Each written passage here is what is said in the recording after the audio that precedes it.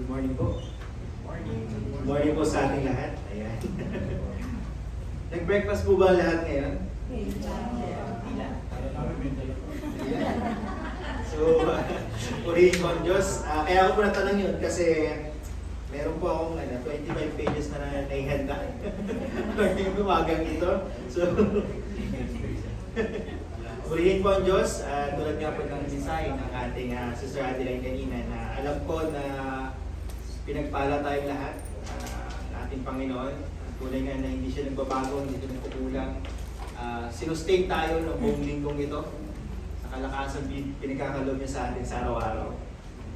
At bago po tayo magsimula, lumako po muna tayo sa panalangin. Ama naming banal at ng Diyos Ama, maraming pong salamat sa pagkakataon muli na kami makalapit sa inyong banal na salita. Dalangin namin na buksan po ninyo ang aming isip at puso upang maunawaan namin ang inyong katotohanan. Tulungan po ninyo na kami ay hindi lamang maging tagapakinig, kundi maging tagasunod ng inyong salita. Panginoon, alisin niyo po ang anumang bagay na umahadlang upang kami lubos na sumunod at umibig sa iyo. Nawa ang aming Panginoong Jesucristo lamang ang may taas at maluwalhati sa oras na ito. Tinataas din po namin ang aming mahal na pastor na nasa Baguio na mag-deliver ng inyong mensahe, Panginoon. Patuloy niyo po siyang samahan, gabayan at ingatan doon. At ito po ang aming dalangin sa pangalan ng aming Panginoong Jesucristo. Amen and amen. Yan. Masaya po ako na makasama kayong muli ngayong Sunday at makapag-deliver po na salita ng ating Panginoon. Alam niyo po, sa buhay natin may mga bagay na paulit-ulit na sinasabi dahil importante. So ano po ba yun? Especially sa mga magulang. Ayan, marami pong parents dito ngayon. Ano po ba yung mga bagay na lagi natin sinasabi, especially sa mga anak natin, sa friends natin, sa family members? Ayan, makukulit. Ayan, makukulit. Mag-ingat ka, kumain ka na ba? O, bawal mag-cellphone. Di po ba? Yung huwag kang sasama, yan, o sa kanino, di ba? Lagi po natin paalala yan. Bakit po ba natin ito inuulit? Bakit po ba natin siya inuulit? Especially sa mga mahal natin sa buhay.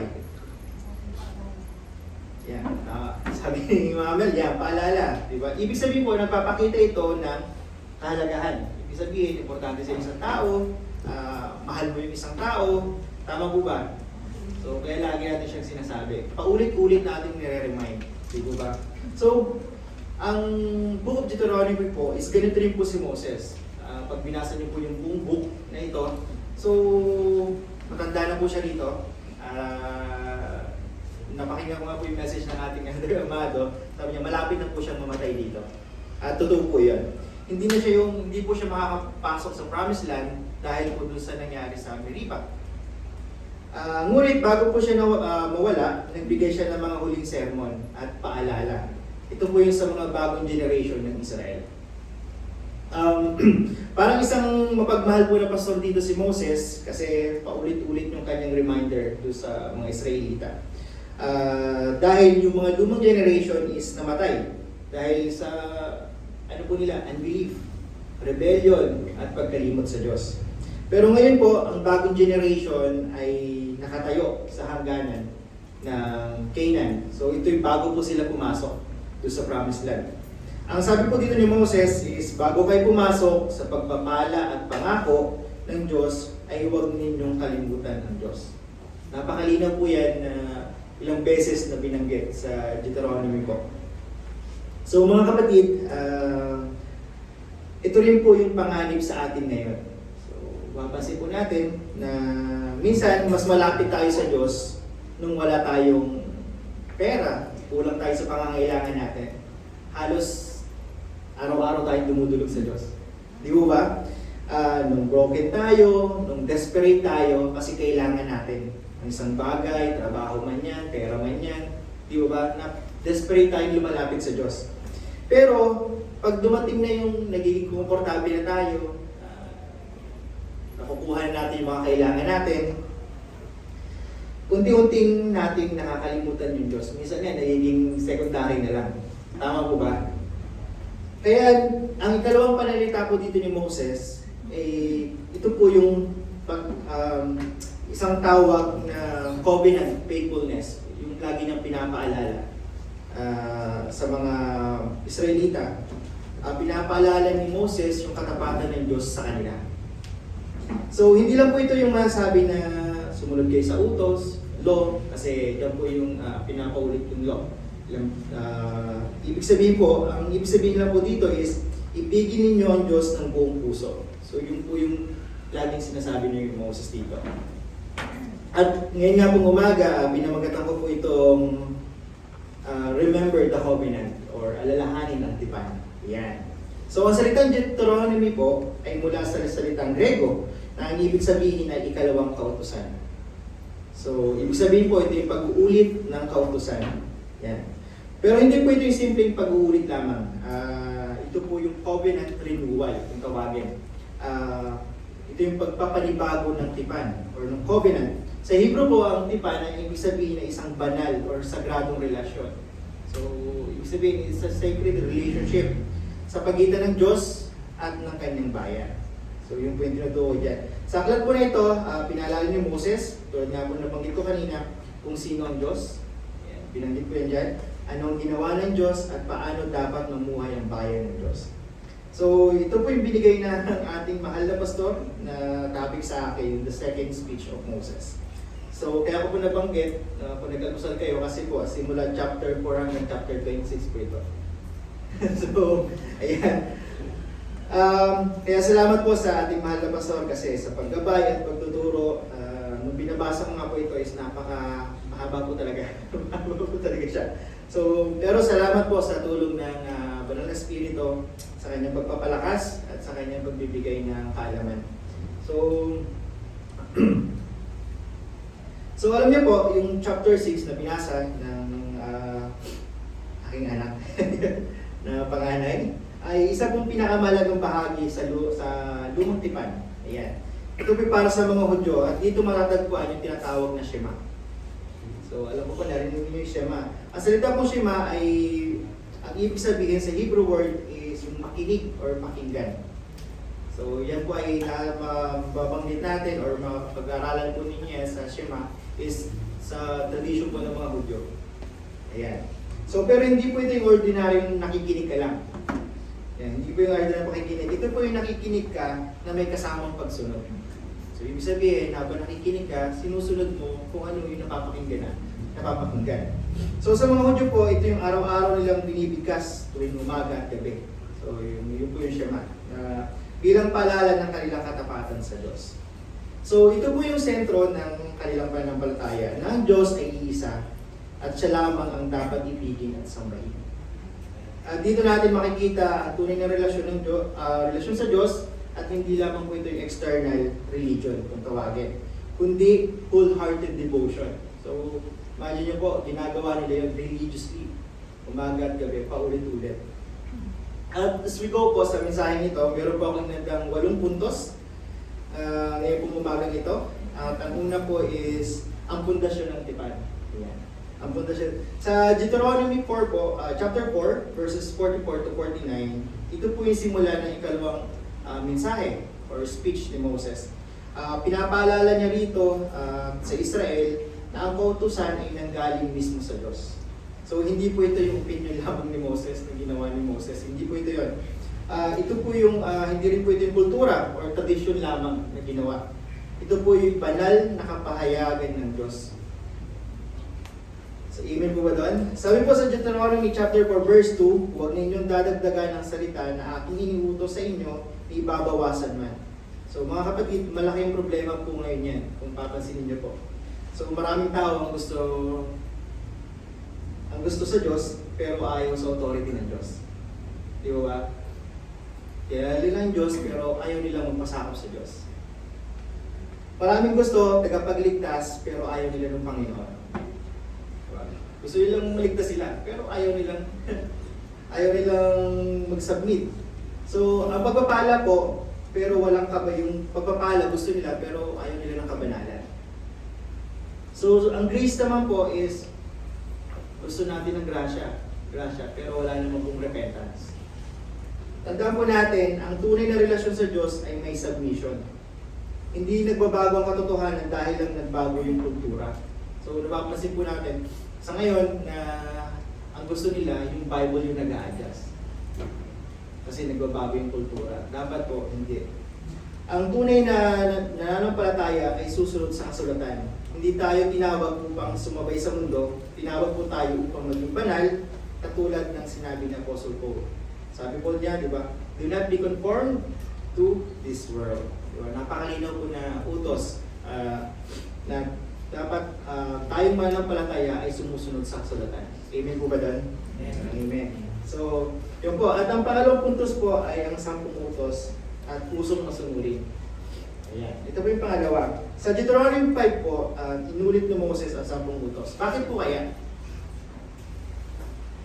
Bakit po inulit ni Moses? Dahil nga po, tayong mga tao, madaling makalimot. Tama po ba? Tayong mga tao, likas sa atin ang makakalimutin. Yeah. Likas sa atin ang mabilis makalimot. At ang tao kung makakalimot ay nakangailangan ng paulit-ulit na paalala.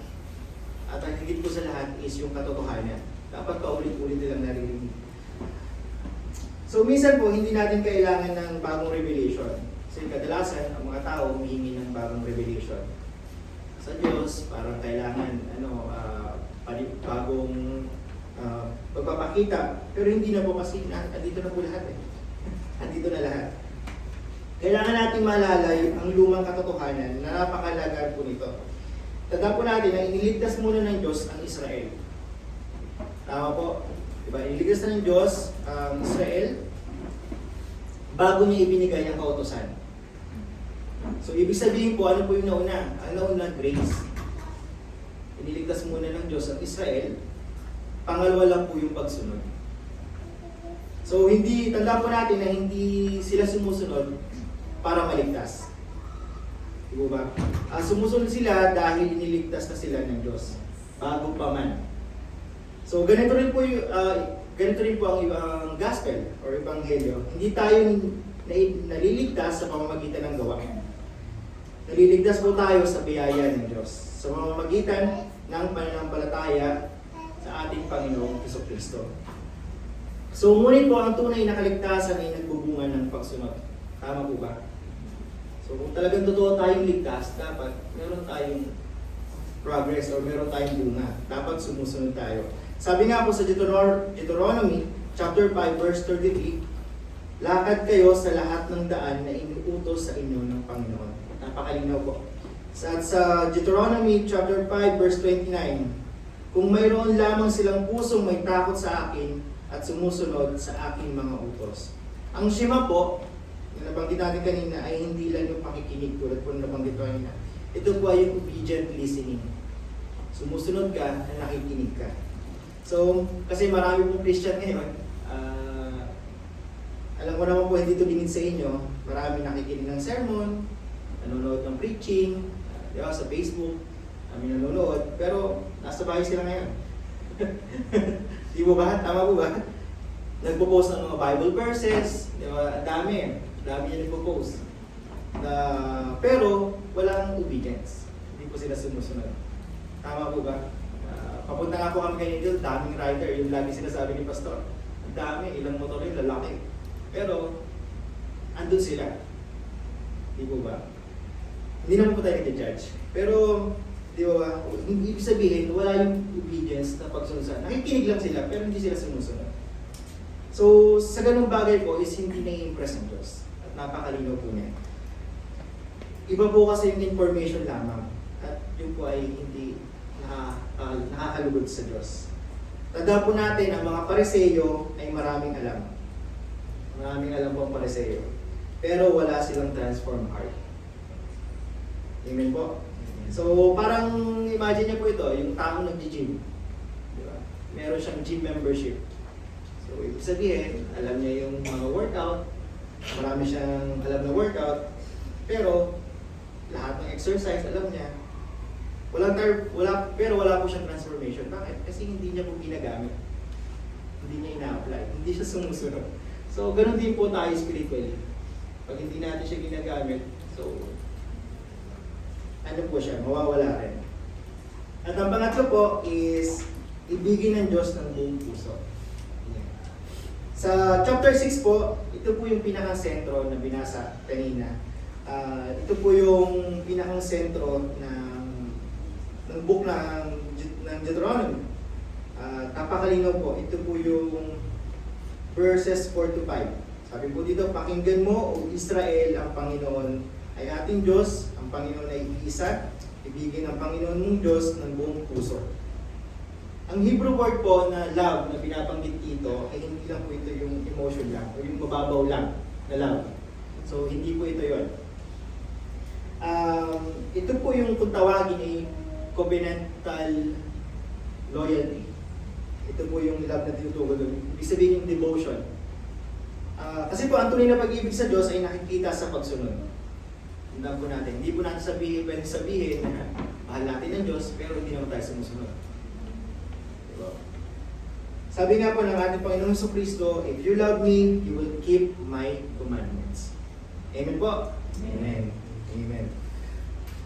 This morning po, tandaan po natin na hindi lang po religious activity ang gusto ng Diyos. Ang gusto niya ay ang puso natin. Di ba yung topic ng ating elder book, yung pagtutuli ng puso. Diyos po ang nagbibigay ng bagong puso. Kasi possible po pala na present tayo lagi sa church, every Sunday, present tayo lagi sa church, active tayo sa ministry, marami tayong ministry na ginagawa,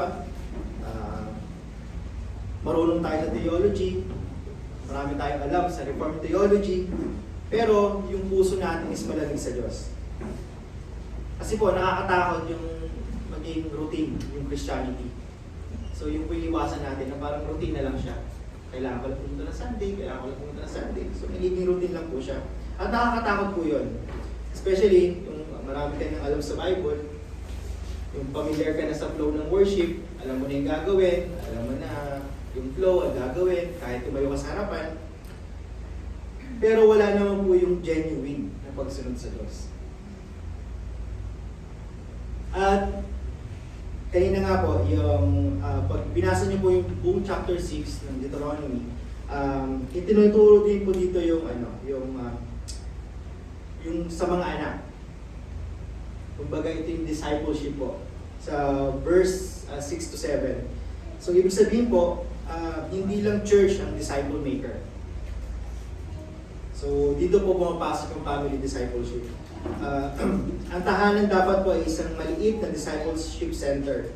So, ibig sabihin sa mga magulang, mas higit dapat na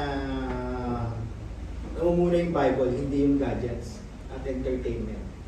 So, turuan po natin ating mga anak ng salita ng Diyos. Pasin nyo po, mga kabataan ngayon, mas alam pa yung TikTok trends. Mas alam pa yung TikTok trends. Nung nakaraang araw nga po, tinanong ko yung anak ko kasi kabisado niya yung meron silang pinapakinggang musical. Tinanong ko sila, kabisado nila yung yung mga Greek na mga God. So, kabisado nila. And then, tinanong ko sila about, who's Moses? Who's Jonah?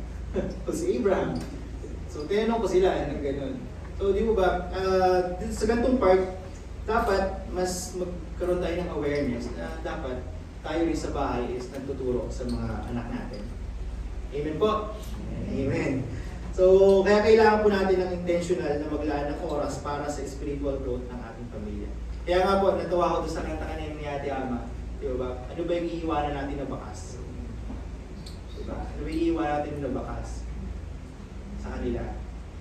Maglilid ba sila papunta sa ating Panginoong Jesucristo? Mag-uuwi ba sila? Di ba? So, yung po importante, ano ba yung iiwanan natin na bakas?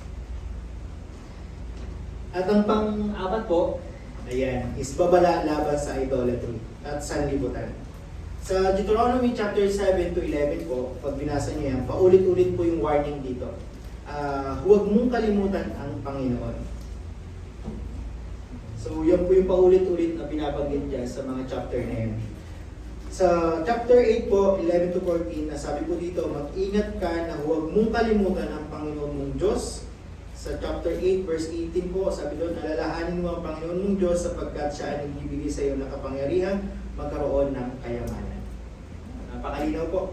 Kaya, ang prosperity po, kung napakinggan niyo po nung Friday, ang prosperity without God po ay delikado. Yung true gospel and the prosperity gospel. So, nung nasa wilderness po sila, ang mga Israelita, dependent sila sa Diyos. Di ba ba? Nag-provide ng Diyos, hindi sila nagutom, hindi nasira yung mga damit nila. Di ba ba? May ilaw sila, libre yung meralco nila. Tama po? Amen po, amen.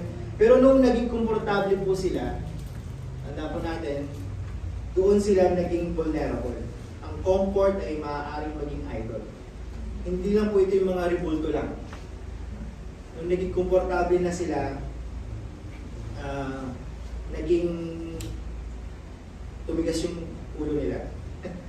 Naging vulnerable sila. Kasi ang iniisip lang po siguro natin na idol is yung mga rebulto lang. Pero hindi po. Maaaring pera, tagumpay, pleasure, relationship, social approval, at ang sarili po natin.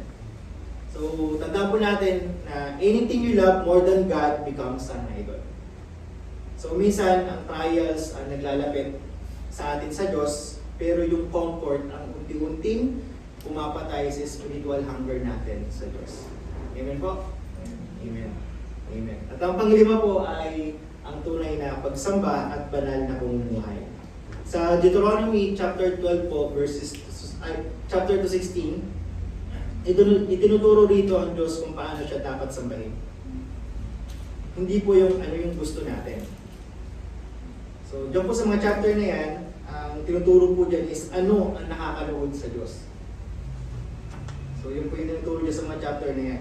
And chapter 12 verse 4, sinabi po dyan, you shall not act like this toward the Lord your God.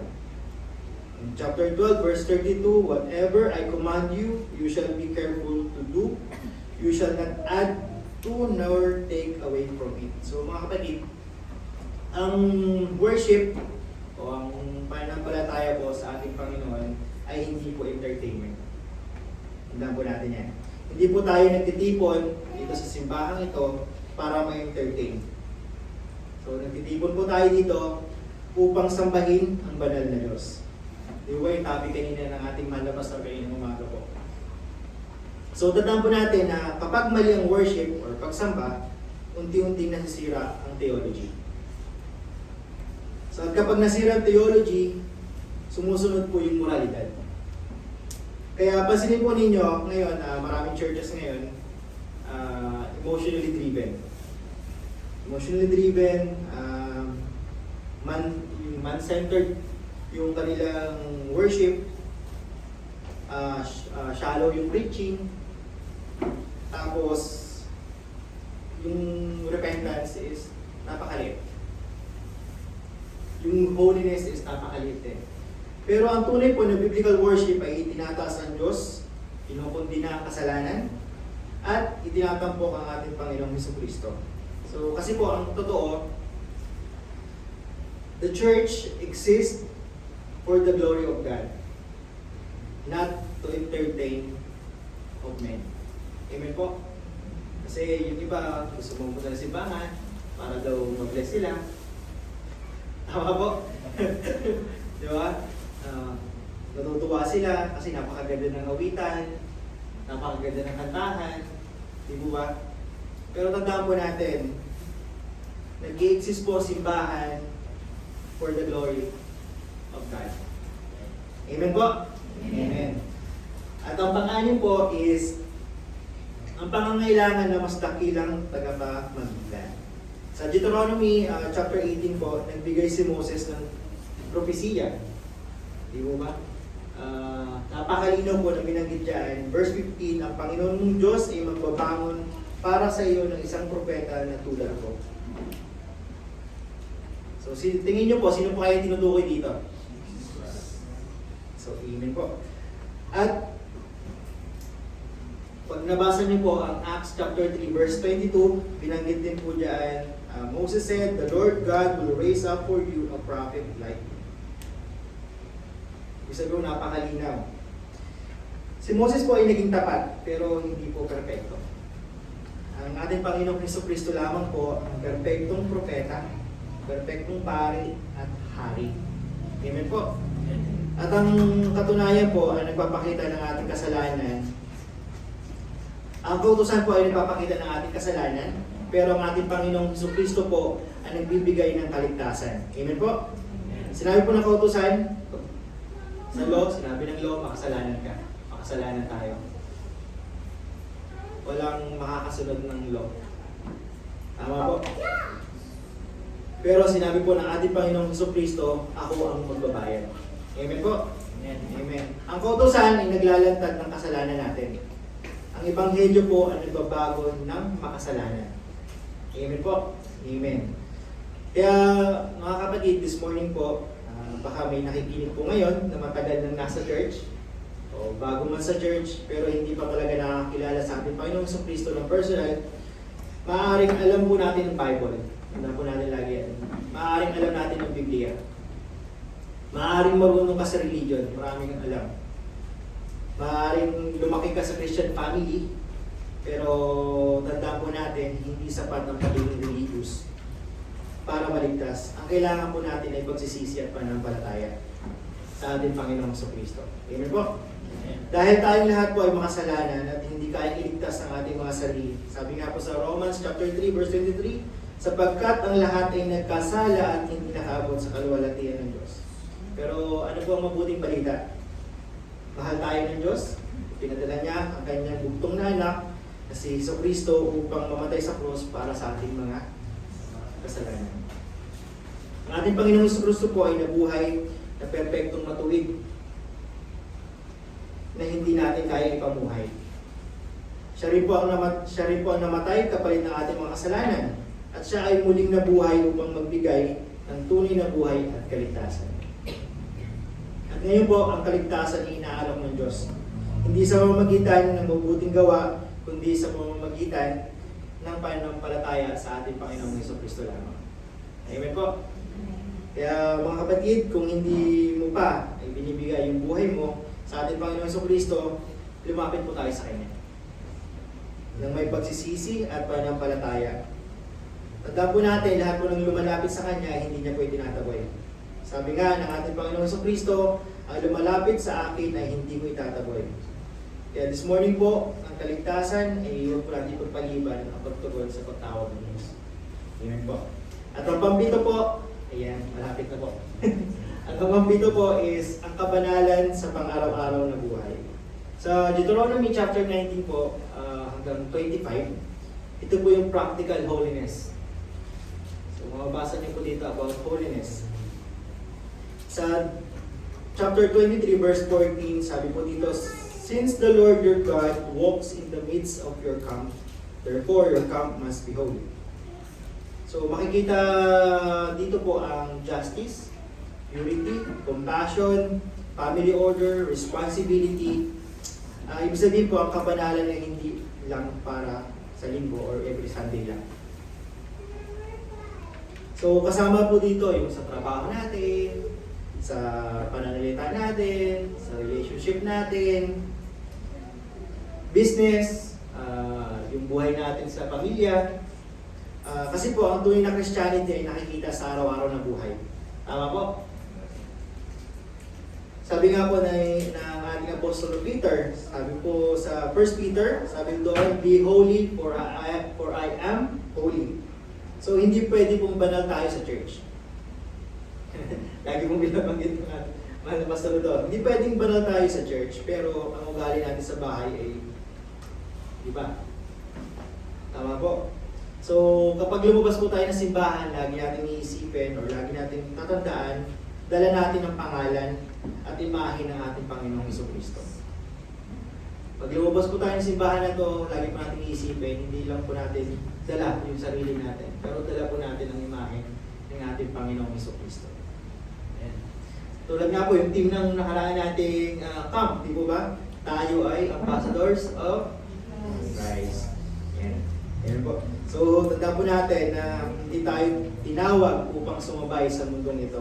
Tinawag tayo upang maging banal. Yun po. At ang pangwalo po is pagpapanibago ng tipan at pasasalamat. Sa chapter 26 po is naghandog sila ng first fruit bilang pagsamba. At inalala nila na dati silang alipin. So ito po yung nag-alay sila at inaalala nila na galing sila sa pag-alipin. Sa verses 8 to 9 po, sabi doon, inilabas kami ng Panginoon mula sa Ehipto sa pamamagitan ng kanyang makapangyarihang kamay. So mga kapatid, huwag natin pong kalimutan kung saan tayo iniligtas ng Diyos. Tandaan natin yung buhay natin dati, kung nasaan tayo, nasa kasalanan, nasa tlak tayo, Diyos, inahon tayo ng Diyos sa mga ganong pangyayari. Pero sa pamamagitan ng ating Panginoong Jesucristo, tayo ay tinubos. Kapag nakakalimot tayo sa biyaya ng Diyos, lumalamig yung pagsamba natin, nakakalimot tayo, madalas tayo makalimot. Tandaan po natin, ang taong mapagpasalamat sa Diyos ay malalim sumamba o sumusunod siya ng tapat sa Diyos. Amen po? Amen. Amen. Ang ikalawa pong speech ni Moses ay hindi lamang tungkol sa kautusan. Kahit pa ulit-ulit na binabanggit ang paalala sa mga Israelita, ito po ay panawagan upang alalahanin ng Diyos, ibigin ng Diyos, sundin ng Diyos, sambahin ng Diyos ng tapat. At paulit-ulit na binabago ang Israel. Tayo rin po, this morning po, kailangan natin ang ating Panginoong Jesucristo. Tandaan po natin na siyang tumupad sa kautusan na hindi natin kayang tuparin. Siya yung namatay para sa mga kasalanan natin. Siya ay muling nabuhay at siya ay nagbabago ng puso natin. So, bago po pumasok ang mga Israelita sa Canaan, tinawag silang manatiling tapat. Yun po ang sabi ni Moses doon. So, ngayon din po umagang ito, may paanyaya din po sa atin ng Diyos. Ano po ito? Ang paanyaya po sa atin ng Diyos is ibigin ba natin ng Diyos ng buong puso o kapag convenient lang tayo? Alalahanin ba natin siya sa panahon ng kasaganaan o kapag may problema lang? Susundin ba natin siya ng buo o yung pipili lang tayo ng gusto nating sundin? So, tandaan po natin, maaaring malapit po ang isang tao or malapit tayo sa ating Panginoon o malapit tayo sa Diyos, na sinasabi natin malapit tayo sa Diyos, pero ang totoo po talaga is malayo yung mga puso natin. Kaya huwag po tayong makontento sa panlabas ng relihiyon lamang. Kung wala naman po tayong tunay na pag-ibig sa ating Panginoong Jesucristo. So ngayon pong linggong ito, suriin po natin ano ba yung mga idol natin sa buhay natin, na kung bakit naging secondary lang ang ating Diyos. Ano ba yung mga iniidolo natin na hindi pa natin kayang surrender. At ang pangalawa po is, magkaroon po tayo ng family devotion, ibalik po natin sa ating mga bahay. At magbubol po tayo magkaroon po ng intentional time to read the scripture or ang kautusan. At tanungin din po natin ang ating mga sarili kung tunay bang Christ-centered yung buhay ko or routine Christianity lamang. Tapos na po ako at asayin po, let's us pray po. Aming Ama sa langit, maraming salamat sa inyong banal na salita. Patawarin ninyo kami sa mga panahon nakakalimot kami sa inyo. Lalo na kapag komportable na ang buhay namin. Turuan po ninyo kaming kaming ibigin kayo ng buong puso, buong kaluluwa at buong lakas. Tanggalin ninyo po ang aming mga iniidolo sa buhay na hindi pa namin kaya i-surrender, Panginoon. Tulungan niyo po kami sa ganitong bagay, Panginoon. Turuan niyo po kami lumakad sa kabanalan at pagsunod lamang sa inyo, Panginoon. Maraming po salamat sa inyong anak, si Jesucristo, Panginoon, ang aming perfectong tagapagligtas, tagapamamagitan. Napatatagan niyo po ang aming simbahan upang manatiling tapat sa mundong talagang napakagulo na, Panginoon. Nawa ang aming pagsamba at pamumuhay ay magbigay luwalhati sa inyo lamang, Panginoon. Sa pangalan ng aming Panginoong Jesucristo, Amen and Amen.